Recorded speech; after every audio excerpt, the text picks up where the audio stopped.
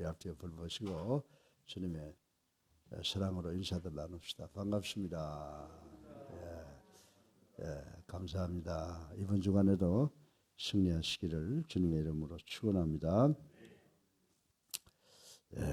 우리 교회도 오늘도 비대면으로 새벽기도에 참여하는 사람들 제가 이렇게 설교를 이렇게 찍어보면 한 20, 30명 때로는 50명 이렇게 들어오는데 비대면으로 보는 분들이 상당히 많이 있다고 생각이 되었습니다. 특별히 가정에서 보는 분들이 계시고 제가 늘 말씀드리지만은 우리 LA나 달라스, 버지니아, 시애틀, 시카고 그리고 또 태국 그리고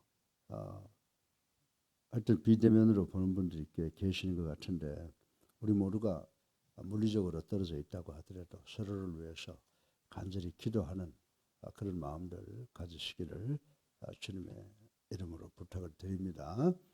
서로를 위해서 기도하는 것만큼 소중한 거 없어요. 기도는 물리적인 모든 제한과 한계를 뛰어넘는 거 아니에요? 주님께서 직접 역사하셔서 우리의 기도를 들어주실 줄로 믿습니다.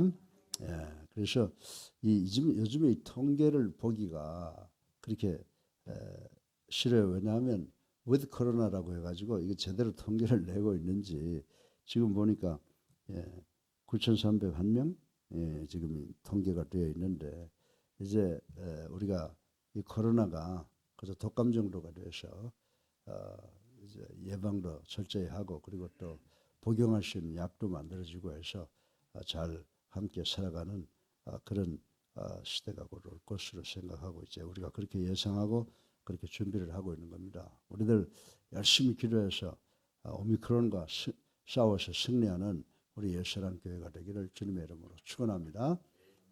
어제가 우리 부활절이죠. 그래서 우리가 부활의 확신과 부활의 소망을 가지고 예배를 드렸습니다. 그리고 또 젊은 청년들이 4명이나 세례받는 그런 기쁜 부활절을 보냈습니다. 그래서 이제 오늘부터는 이 가정과 성령 이런 쪽으로 설교가 집중이 될 텐데 오늘 이 시간 우리가 창세기 1장 26절부터 28절을 통해서 하나님과 우리 인간과의 관계가 뭐냐라고 하는 것을 이제 개론적으로 생각을 해 보려고 합니다.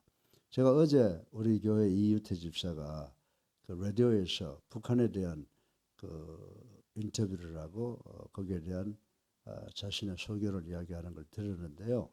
목소리도 참 좋고 어쩌면 그렇게 발음이 딱 발라요. 그죠? 그래서 제가 말을 하는 사람으로서 평생 교수를 하면서 생각한 것이 확신 속에서 나오는 말이구나. 목소리는 하나님이 주신 것이고 이제 자기 의견을 이야기할 때 어쩌면 저렇게 발음이 좀 아나운서 같이 아주 정확한 발음이 나와서 제가 속으로 저것은 자기가 가지고 있는 소신과 실력을 이야기하는 거기 때문에 그렇다. 그러면서 우리 설교자들을 생각을 해봤어요. 설교할 때 자꾸 더듬잖아요. 그 더듬는 건 뭐냐? 확실한 확신을 갖고 있지 못하고 이렇게 말할 때 주워 모으니까 그렇게 되는 것이다라고 생각을 하는데 적어도 우리가 성경은 바로 보아야 되겠다라고 하는 것입니다. 그래서 어떤 사람들은 뭐라고 말을 하냐 하면 기독교 그거 뭐 예수 종교 아니야? 하나님의 종교 아니야? 모든 사람 보고 하나님이나 예수를 믿으라고 하는 것이지. 이렇게 오해를 하는 사람들이 많이 있다라고 하는 것입니다. 그런데 우리는 그렇지 않아요. 우리가 교회의 그 정체성을 분명히 알아야 돼요. 정체성이 분명하지 않으면 어떤 이야기가 나오냐? 유일신이신 예수 그리스도 하나님을 다른 잡신들하고 비교하게 되는 경우가 나오게 된다라고 하는 것이죠.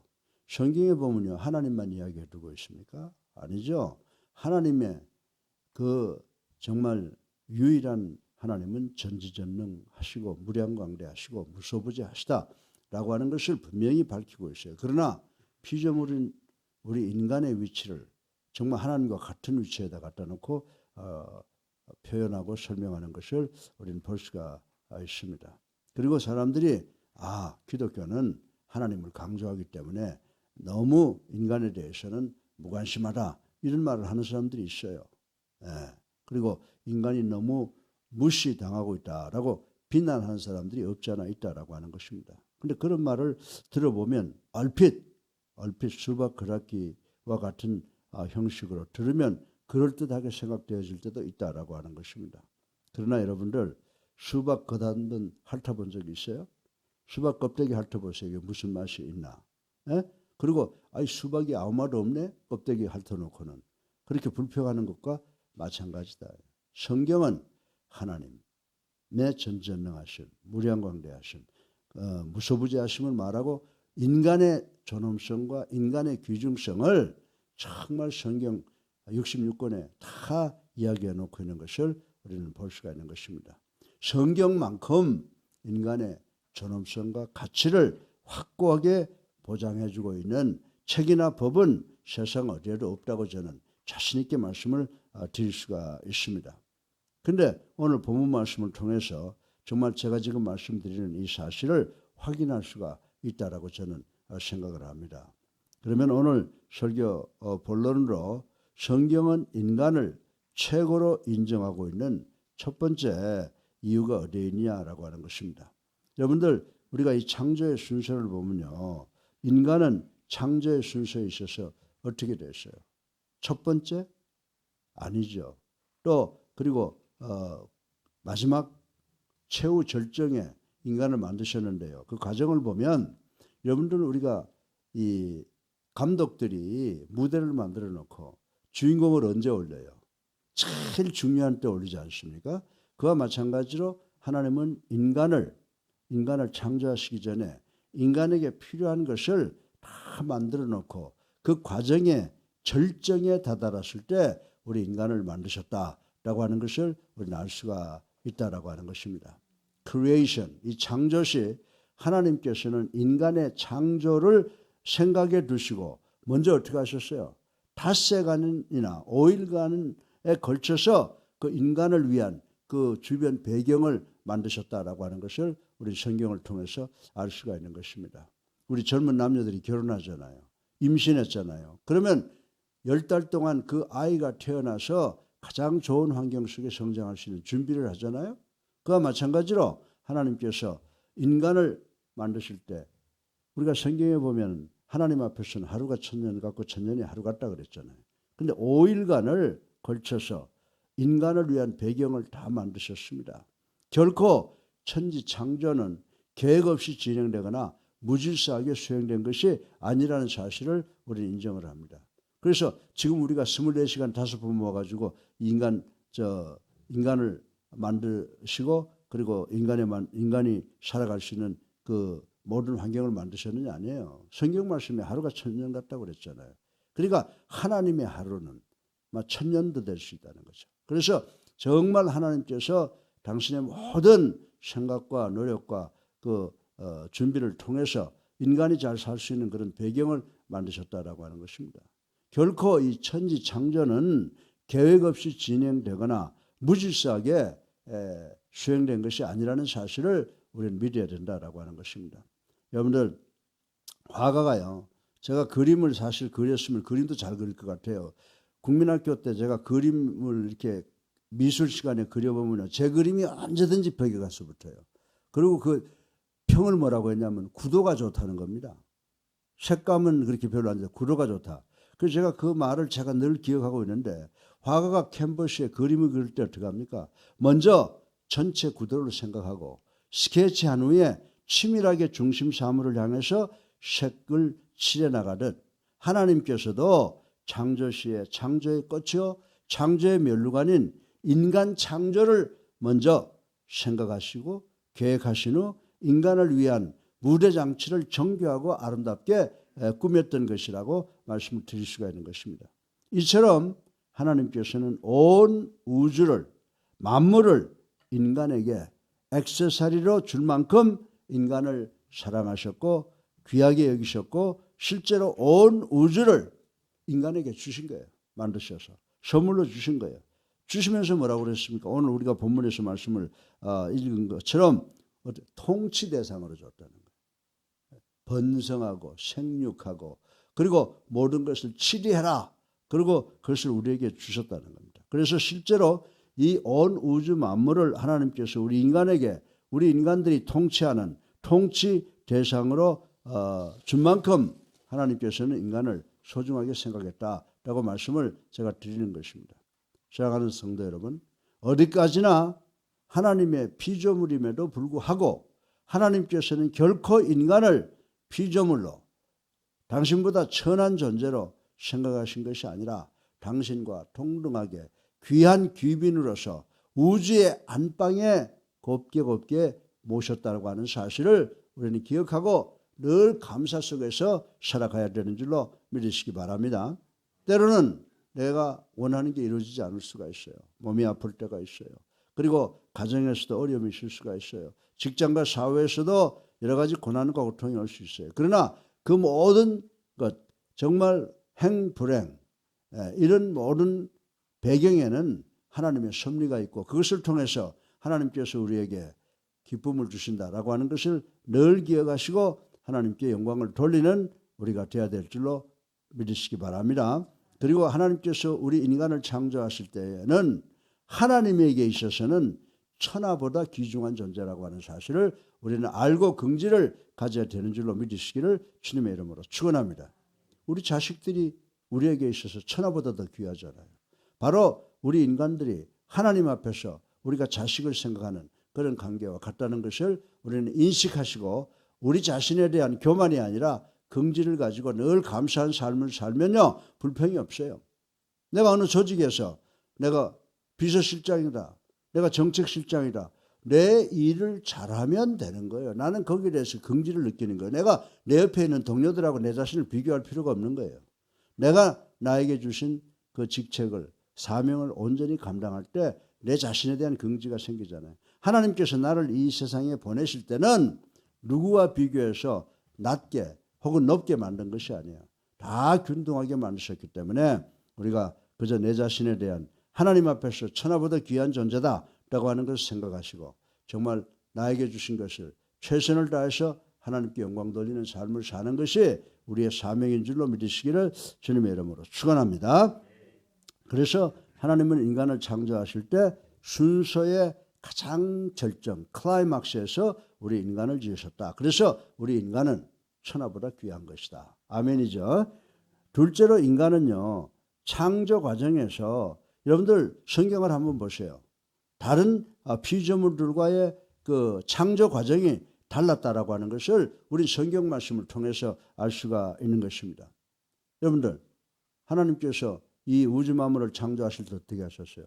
뭐 있어라 그러니까 생겼다 그랬어요. 근데 인간을 만들 때는 어떻게 하셨어요? 우리가 라고 하는 말이 나오잖아요.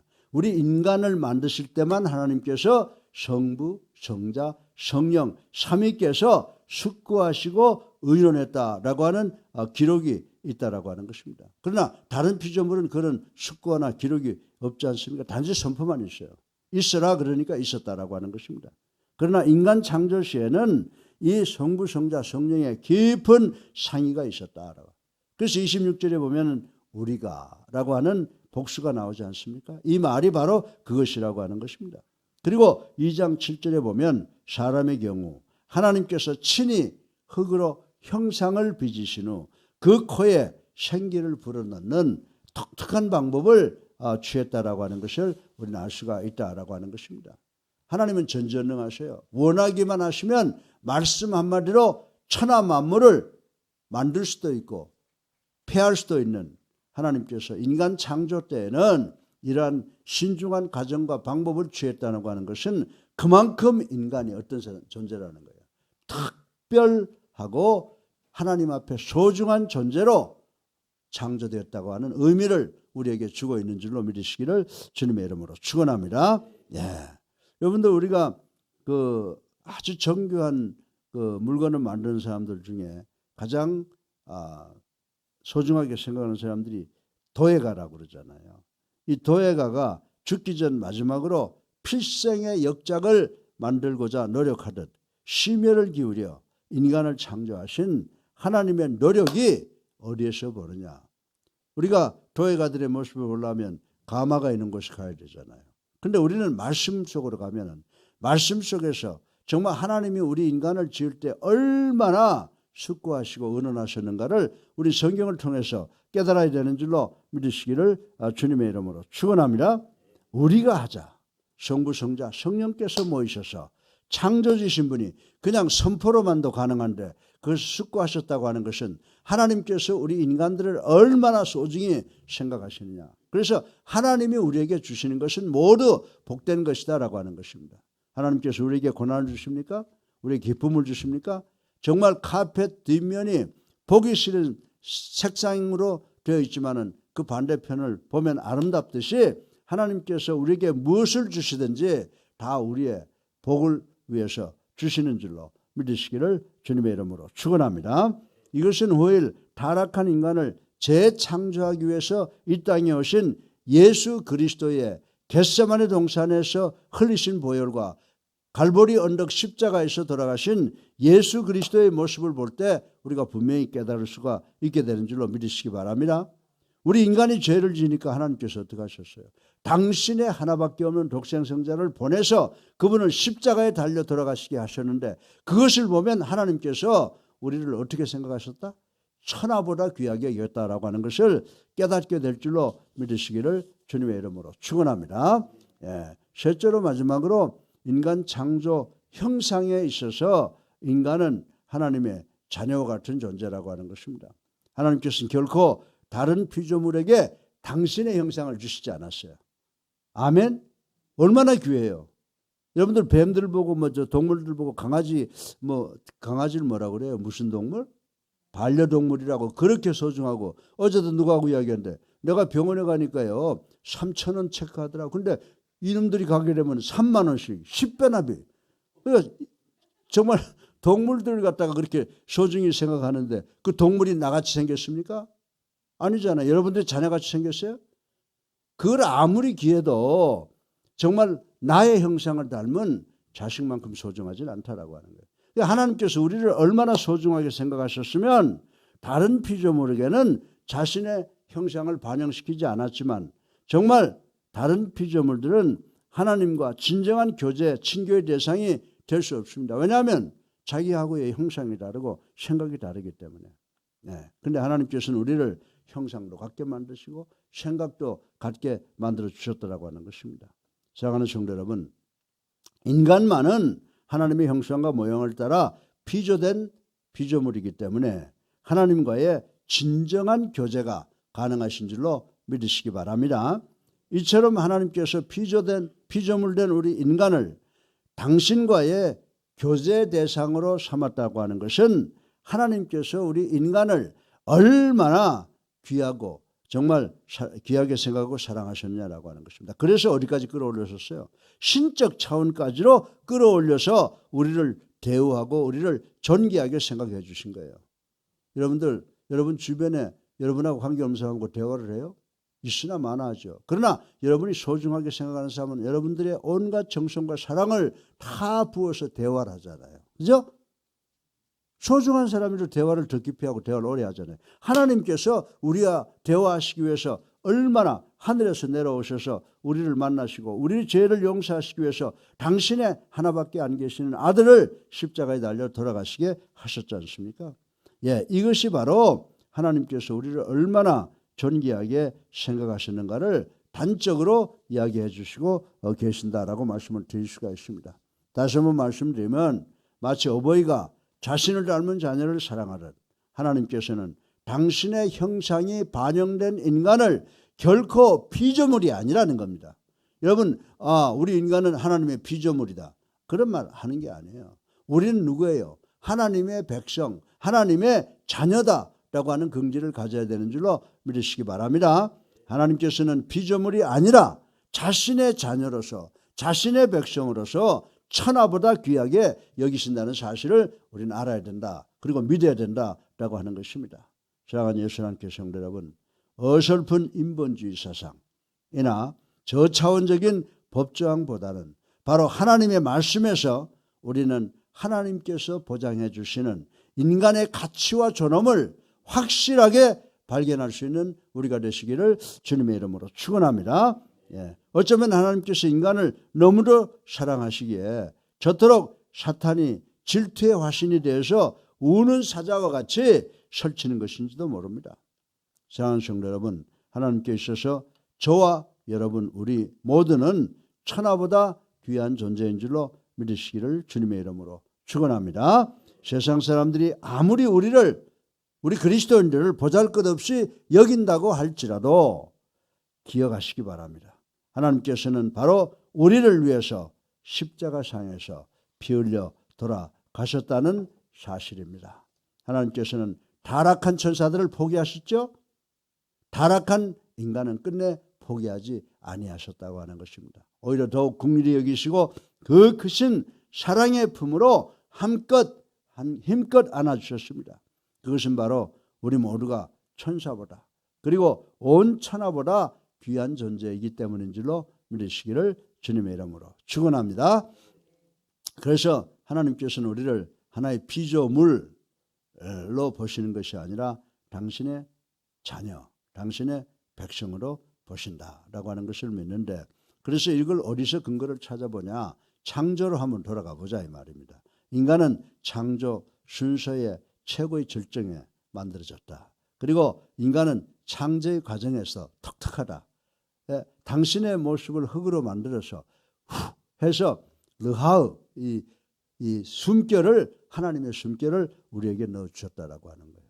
그리고 창조 형상에서 당신의 형상을 닮도록 만드셨다. 그래서 우리는 이 세상에서 그 무엇과도 비교할 수 없는 그런 피조물이다. 우리 인간이다. 하나님의 자녀다라고 하는 것을 이 시간 기억하시고, 세상이 어렵고 힘들고 내가 좀 남보다 가진 것이 적고 뭐 권력이 좀 낮고 뭐 이런다고 하더라도 하나님 앞에서 우리는 다 동등하다라고 하는 긍지를 가지시고 이 땅에서 승리하시는 여러분 되시기를 주님의 이름으로 축원합니다. 저희 많으신 아버지 하나님 참으로 감사합니다.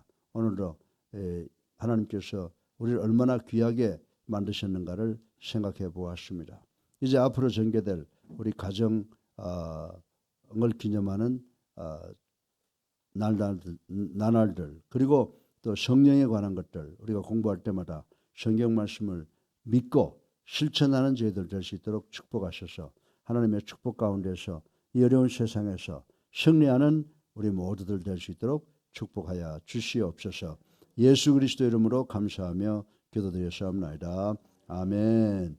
우리 300장 찬송 한 장 부르시고 기도하는 시간 갖겠습니다. 300장 찬송입니다.